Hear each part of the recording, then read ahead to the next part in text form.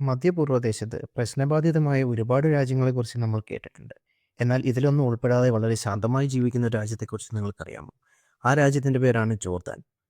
പ്രശ്നബാധിതമായ ഇറാഖിനും സിറിയയ്ക്കും ഇസ്രായേലിനും ഇടയിൽ സ്ഥിതി ചെയ്യുന്ന സൗദി അറേബ്യയുമായി വലിയൊരു അതിർത്തി പങ്കിടുന്ന ഈ രാജ്യത്തെ ഭരിക്കുന്നത് കിങ് അബ്ദുള്ള എന്ന് പറയുന്ന ഹാഷ്മിൻ രാജവംശത്തിലുൾപ്പെട്ട രാജാവാണ്.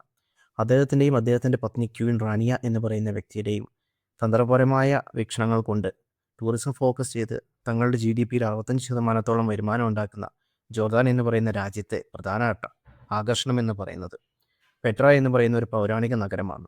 ഈ നഗരം നവാബിയൻസ് 6-ാം നൂറ്റാണ്ടിൽ പണിതതാണ് എന്ന് വിശ്വസിക്കപ്പെടുന്നു.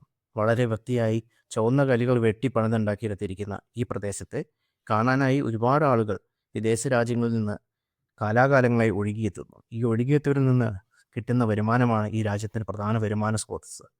അതുപോലെ യേശുക്രിസ്തു തൻ്റെ ജ്ഞാനസ്നാനം സ്വീകരിക്കപ്പെട്ടു എന്ന് പറയപ്പെടുന്ന ജോർദാൻ നദിയും അതിലൂടെയുള്ള ബോട്ടിങ്ങും ചെങ്കടലിൻ്റെ തീരത്തുള്ള മനോഹരമായ വെള്ളമണൽ വിരിച്ച തീരങ്ങളിൽ തങ്ങളുടെ സായാഹ്നം ആസ്വദിക്കാനും അവിടെ എത്തുന്ന ടൂറിസ്റ്റുകളാണ് ഈ രാജ്യത്തിൻ്റെ വരുമാനം.